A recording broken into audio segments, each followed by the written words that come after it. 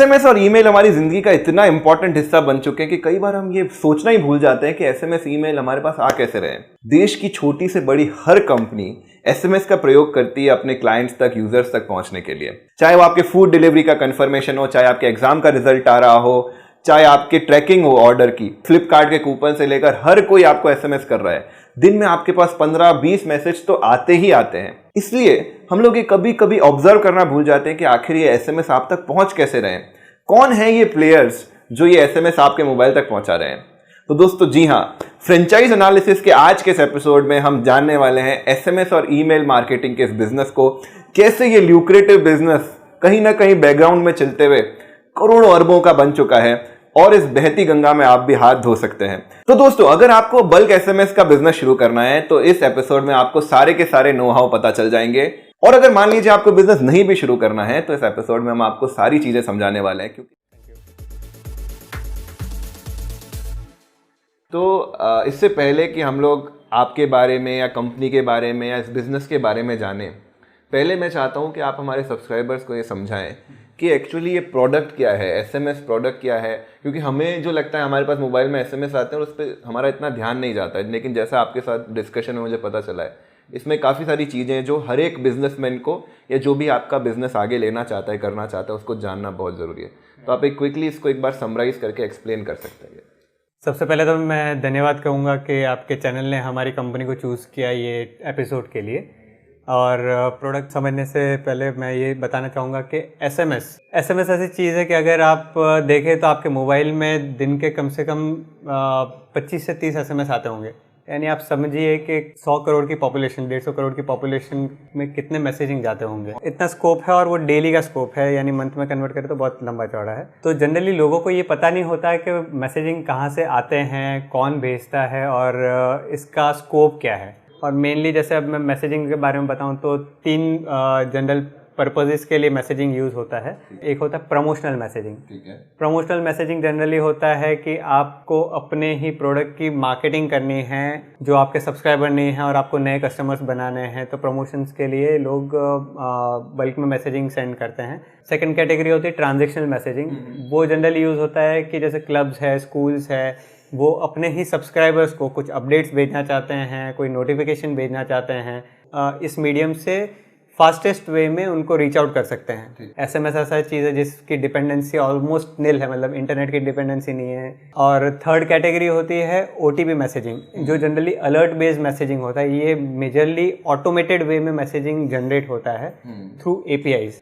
दोस्तों, इसमें अब घबराने की बात नहीं है ये। और इस एपिसोड में आगे बढ़े उससे ही पहले मैं आपको बता देता हूँ कि ये जो बिजनेस है ये हर कोई शुरू कर सकता है। मतलब इसमें आपको पहली बात तो कोई टेक्निकल नो हाउ की जरूरत नहीं है। आप प्रोबेबली एपिसोड पूरा देखेंगे तो आपको काफ़ी सारी चीज़ें इसमें समझ आ जाएगी। तो मैं अगर समराइज करूँ तो 3 तरह के मैसेज हो गए। मैं एग्जांपल दूँ, जैसे आप बताइएगा मैं सही हूँ कि नहीं।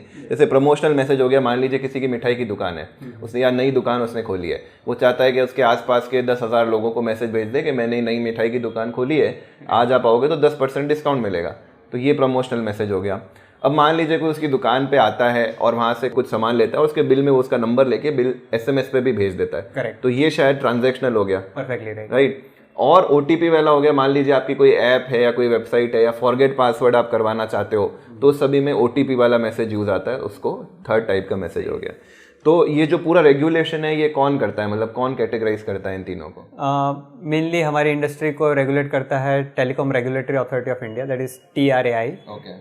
और उसने कई रूल्स एंड रेगुलेशंस भी प्रिस्क्राइब किए हुए हैं। जैसे डू नॉट डिस्टर्ब में लोगों ने रजिस्टर किया हुआ तो उनको मैसेजिंग एक्चुअल में प्रमोशन नहीं जाना चाहिए।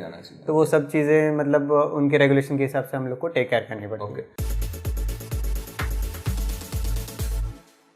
अब एक मुझे बात बताइए कि ये जो एसएमएस है, मतलब सब लोग क्यों इसको सबसे इतना ज़्यादा यूज़ कर रहे हैं? क्या इसका कॉस्ट इफेक्टिव है? डिलीवरी, जैसे आपने बताया कि डिलीवरी तो इसका बिना इंटरनेट के भी हो जाता है, क्या ये मेथड कॉस्ट इफेक्टिव भी रहता है? हाँ, मतलब अगर आप दूसरे मीडियम्स के साथ कंपेयर करेंगे, मतलब आप पहले प्रिंट मीडिया थे तो प्रिंट मीडिया में प्रॉब्लम ये होती थी कि आपका ऐड कहीं होता था और पूरे न्यूज़पेपर में कहाँ खो जाता तो पता नहीं चलता। मेनली जैसे एसएमएस आप देखने जाएँ तो उसका सबसे बड़ा बेनिफिट है कि ये कॉस्ट इफेक्टिव है। ठीक है।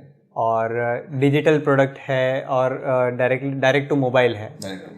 तो इसका रिस्पॉन्स रेशियो काफ़ी हाई होता है। ठीक है। और प्लस इसका मेन बेनिफिट ये है कि जैसे न्यूज़पेपर में आप ऐड दे रहे हैं या रेडियो में आप ऐड दे रहे हैं तो वो पूरे स्टेट में या एक सिटी में टारगेटेड होता है। ठीक है। तो मैसेजिंग ऐसी चीज़ है जो आप लाइक स्पेसिफिक एरिया वाइज भी टारगेटिंग कर सकते हैं, प्लस कुछ एज ग्रुप वाइज भी, आप डेमोग्राफिक वाइज भी टारगेटिंग कर सकते हैं, डिपेंड आपके पास अगर उस टाइप का डेटाबेस अवेलेबल हो। ओके, तो मतलब अगर आपको सब लोगों तक अपनी बात पहुंचानी है तो शायद न्यूज़पेपर और रेडियो के थ्रू आप पहुंचे या टेलीविज़न के थ्रू पहुंचे, लेकिन अगर आपको कॉस्ट इफेक्टिव तरीके से लिमिटेड लोगों तक अपनी बात पहुंचानी है तो शायद एसएमएस के अलावा कोई और दूसरा रास्ता है ही नहीं। अब मैं आपसे समझना चाहूँगा कि पहले ये प्रोसेस कैसे वर्क करता है, मतलब फॉर अ कॉमन मैन हमको तो ये लगता है कि भाई मोबाइल में आपने एसएमएस कंपोज किया, फिर आप सेलेक्ट करोगे किसको भेजना है और उसको मैसेज हम लोग भेजेंगे। तो मतलब आपकी सर्विस क्या है, मतलब उसी तरीके से मुझे मोबाइल से भेजना पड़ेगा और मोबाइल में जैसे मुझे दिख जाता है डिलीवर्ड नॉट डिलीवर्ड, तो ये कैसे उसको मैसेज भेजते हो आप? बेसिकली हमारा एक पूरा पोर्टल रहता है। Okay. जैसे मेल डिलीवरी करने के लिए जीमेल का यूजेज होता है, वैसा हमारा एक पोर्टल है फॉर्म करके, और उसमें अप टू 10 लाख नंबर्स एक साथ में अपलोड कर सकते हैं और एक सिंगल क्लिक में सेंड कर सकते हैं। ठीक है। हम लोग टेलीकॉम ऑपरेटर के साथ कनेक्टेड होते हैं डायरेक्टली, मतलब हमारा कोई मैनुअल सिस्टम नहीं होता, एक कंप्लीट ऑटोमेशन प्रोसेस रहता है। तो हम लोग वो सारे नंबर्स ऑपरेटर को सबमिट कर देते हैं और ऑपरेटर अपने लेवल से जो भी सब्सक्राइबर उनको डिलीवर कर देता है। ओके, मतलब इसमें कोई मोबाइल की जरूरत नहीं है, आप सीधे कंप्यूटर में बैठे बैठे आप मैसेज भेज पा रहे हो। राइट, और इसमें कोई मतलब क्वांटिटीज की लिमिटेशन नहीं, मतलब आपको दिन में अगर 10 करोड़ मैसेज तक, मतलब 10 करोड़ लोगों तक भी पहुंचना है तो we have that capacity. Okay, very nice. और इसमें क्या आप लोग ट्रैक भी कर पाते हो कि किसको एसएमएस गया है, किसको नहीं गया है, कितने % मैसेज गए हैं?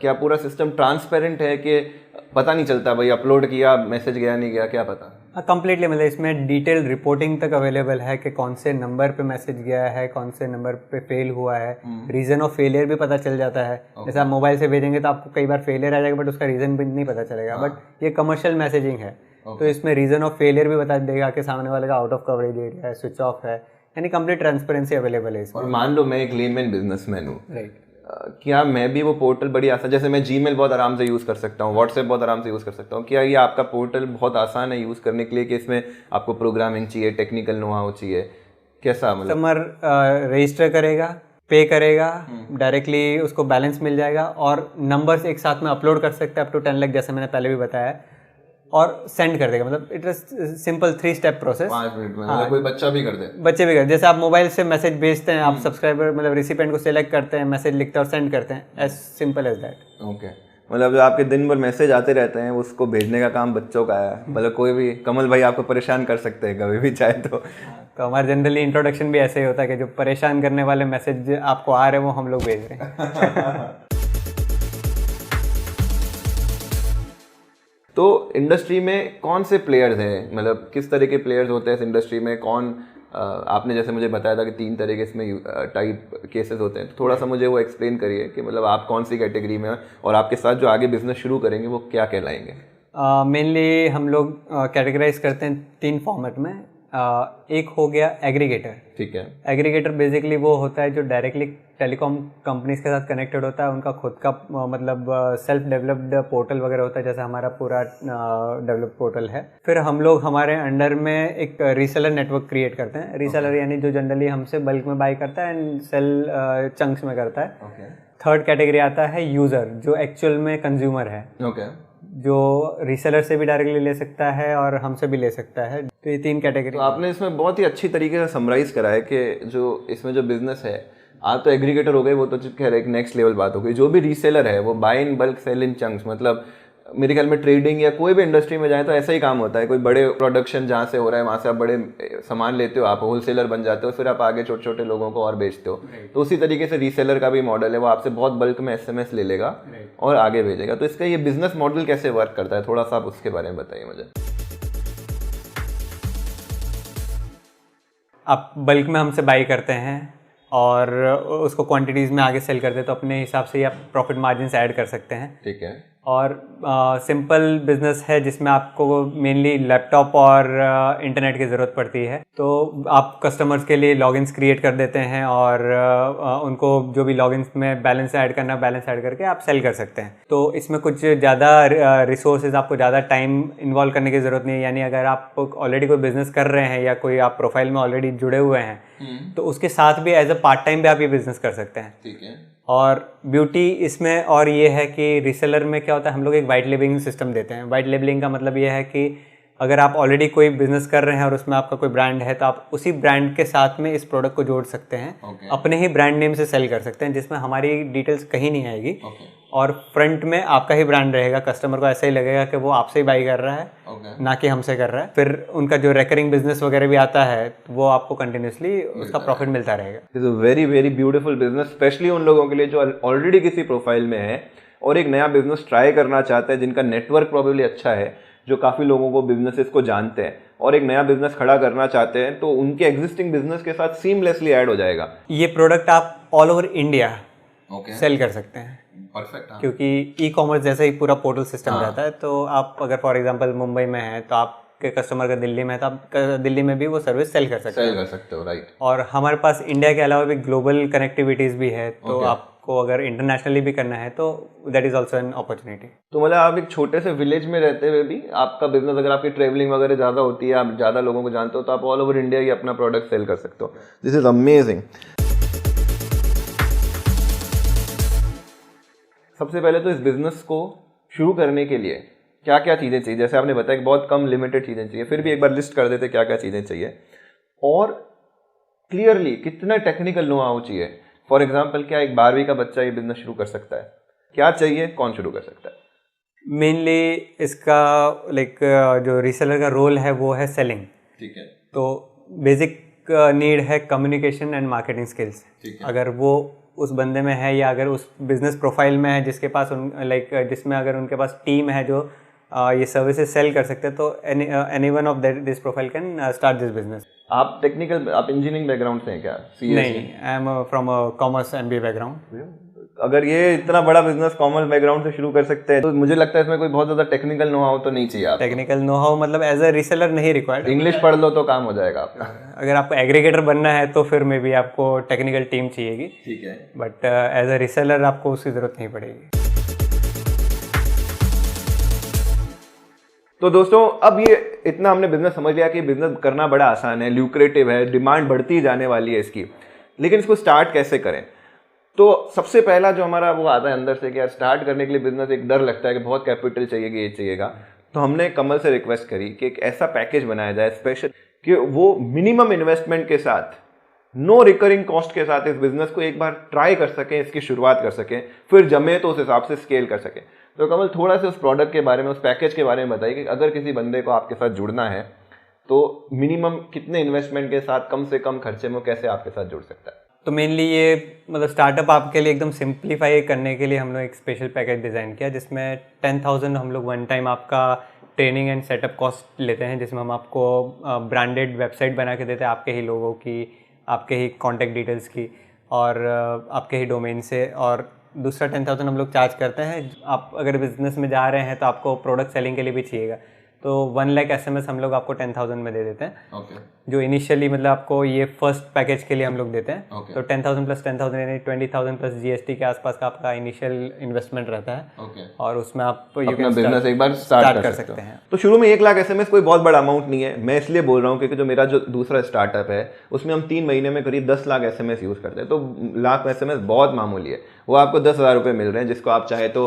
20%, 30%, 40%, 50% जो मार्जिन आप जोड़ना चाहें वो जोड़ के आप आगे सेल कर सकते हैं। आपको लग रहा है कि आगे बिजनेस ग्रो कर रहा है तो और SMS खरीद लीजिए और टॉपअप करा लीजिए। आपका पूरा बिजनेस सेटअप है। एक तरह से आप समझिए कि 20,000 में आप एक नया बिजनेस ट्राई कर रहे हो। बहुत अच्छी चांस है कि वो आगे बहुत अच्छा चलेगा, क्योंकि ये जो फील्ड है ये मेरे ख्याल में ग्रो ही होने वाला है। अब लास्ट में मैं आपसे से पूछना चाहूँगा कि भाई इसके अलावा अगर मान लीजिए आपका जब एक बार रीसेलर आपके साथ जुड़ जाता है तो आप उसको किस तरीके से सपोर्ट या कैसे प्रोवाइड करते हैं, या ट्रेनिंग वगैरह कैसे प्रोवाइड करेंगे कि वो आगे आपके साथ जुड़ा रहे या नई नई चीज़ें सीखे और अपना भी बिजनेस बढ़ाए और इंटर्न आपका भी उसके साथ ग्रोथ हो?